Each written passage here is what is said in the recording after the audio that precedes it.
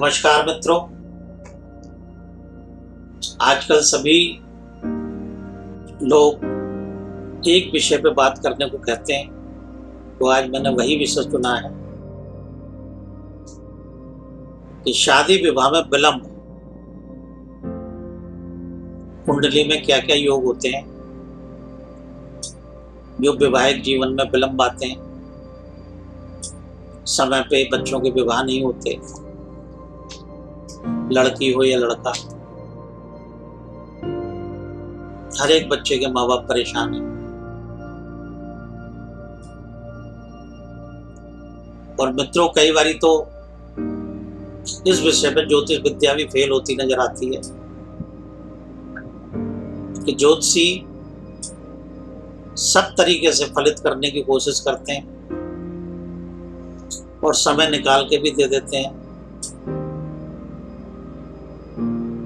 तो भी उस बच्चे का विवाह समय पे नहीं हो पाता। इसका जो मूल कारण है वो क्या है? मित्रों, विवाह एक सामाजिक बंधन है और ये बंधन शनि ग्रह देते हैं। शनि ग्रह कैसे देते हैं? बृहस्पति की अनुमति लेके। तो मित्रों, चाहे लड़का हो चाहे लड़की हो, जिसकी कुंडली में शनि की दृष्टि खराब दृष्टि, यदि सप्तम भाव पे, सातवें भाव के कारक ग्रह पे, बृहस्पति पे, मंगल पे यदि पड़ेगी, तो उस विवाह में विलंब जरूर है। क्यों? क्योंकि जब विवाह का समय होता है तो बच्चे कहते हैं अभी तो कैरियर बनाना है, वो माँ बाप की नहीं सुनते और माँ बाप उस कैरियर के चक्कर में चुप हो जाते हैं और करते करते वो समय निकल जाता है, विवाह का उम्र निकल जाती है, तो फिर वो बच्चा भी चिंतित होता है और माँ बाप भी चिंतित होते हैं। तो ये सोच कौन देता है हमें? ये सोच हमें देते हैं कुंडली के ग्रह। मित्रों, अजमा के देखना, कुंडली के अंदर जिसका 7वां और 5वां भाव पीड़ित होगा 6, 8, 12 से, ऐसे बच्चों को जल्दी से विवाह के लिए ना तो लड़की पसंद आएगी, अगर लड़की है और उसकी कुंडली में ये योग है तो ना उसे अपना वर पसंद आएगा ना लड़का पसंद आएगा। ऐसी स्थिति में दोनों के माँ बाप परेशान रहेंगे।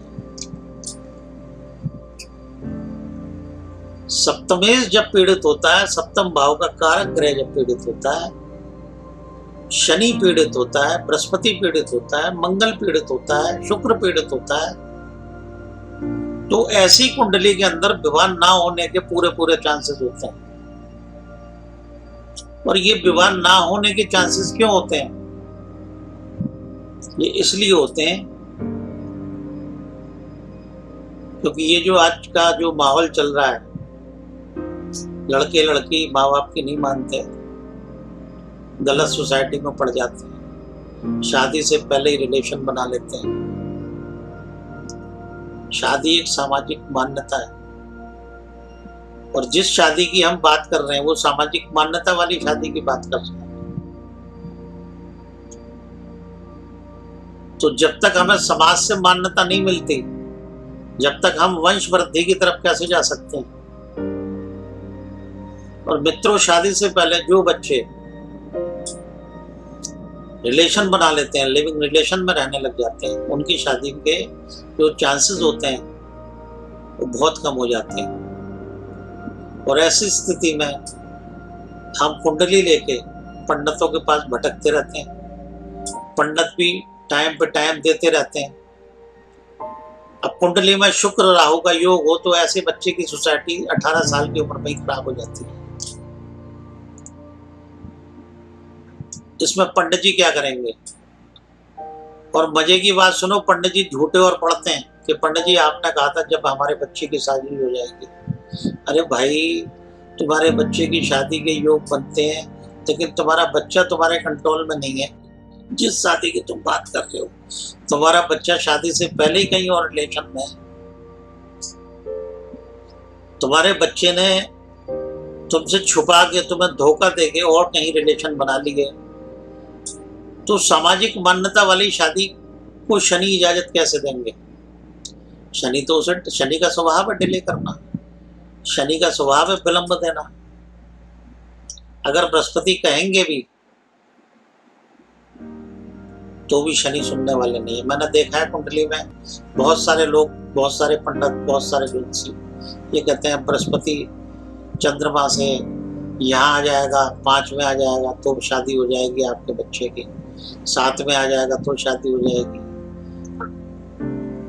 9 में आ जाएगा तो शादी हो जाएगी। लेकिन वो सारे योग खाली जाते हैं, बेकार जाते हैं। उसका कारण है कि बच्चे आज हमसे ज्यादा एडवांस हो रहे हैं और बच्चे शादी से पहले ही अपने रिलेशन 1 से बनाए, 2 से बनाए, 3 से बनाए। इस बात को कहते हुए इस सोशल मीडिया पे मुझे दुख भी होता है कि जिसका परिणाम हमारे माँ बाप होते हैं। माँ बापों को सब कुछ पता होता है, लेकिन फिर भी क्या करें, अपनी इज्जत के लिए चुप रहते हैं।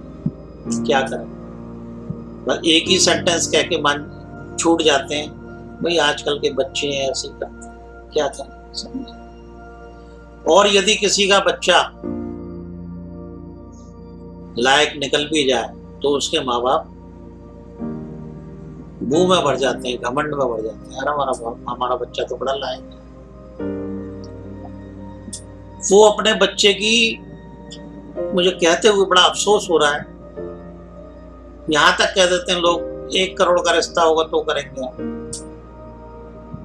50 लाख का रिश्ता होगा तो करेंगे। अरे भाई, तुम सामाजिक मान्यता के अनुसार विवाह कर रही हो या बच्चे को बेच रहे हो या बच्चे के साथ खिलवाड़ कर रहे हो? तो ऐसी स्थिति में भी क्या होता है, ऐसी स्थिति में भी उस बच्चे की उम्र निकल जाती है। इसका जो गहरा असर है वो हमारे समाज पे पड़ता है और समाज हमारा फिर हमारे प्रति नेगेटिव सोचने लगता है। तो मित्रों, इन सब बातों में विशेष ध्यान देने वाली बात क्या है? विशेष ध्यान देने वाली बात यह है कि जब शादी की उम्र हो तो उन बच्चों से पहले शिव जी के मंदिर में जाके अभिषेक कराएं, किसी उचित ब्राह्मण से, विद्वान ब्राह्मण से पूछ के अभिषेक कराएं और उस विलंब को दूर कराएं। और अपनी ऐसी सोच को निकाल दे दिमाग से कि मेरा बच्चा लायक है तो मैं इस बच्चे की शादी में इतने पैसे लगवाऊंगा, या लड़की वाला है तो वो सोच रहा है कि मेरी लड़की को कोई तकलीफ नहीं होनी चाहिए। अच्छी बात है, उसके सुख के बारे में सोचिए आप, लेकिन इतना ओवर कॉन्फिडेंस होकर मत सोचिए जो आगे चल के तुम्हारे बच्चे को तकलीफ हो। ज्योतिष के जो योग होते हैं मित्रों, बड़ी ध्यान देने वाली बात है कि हमें सामाजिक बंधन के अंदर शनि ही बांधते हैं। ये बात मैं बार बार रिपीट कर रहा हूं।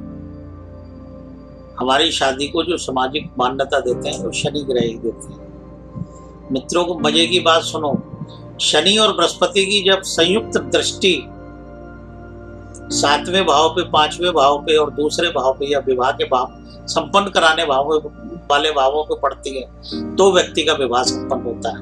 एक तरफ तो ये बात है, और दूसरी बात क्या है? दूसरी बात यह है कि यदि उस व्यक्ति का चाल चलन खराब हो तो वही शनि विवाह में विलंब डालते हैं और वही शनि उसके कर्मों की सजा देके उस व्यक्ति को रुलाते हैं।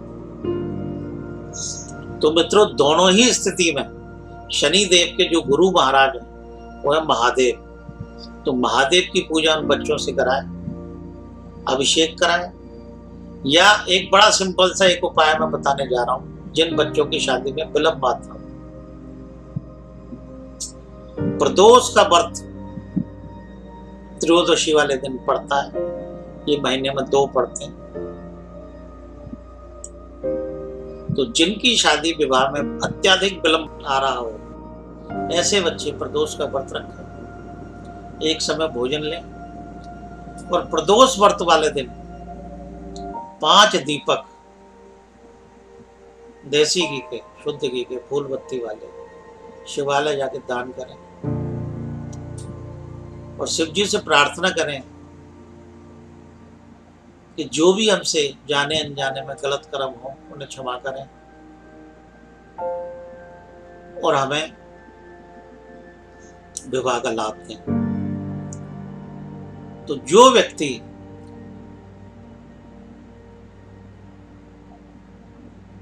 बारह हफ्ते इस 12 प्रदोष के व्रत, यानी कि 6 महीने लगातार इसको कर लेता है,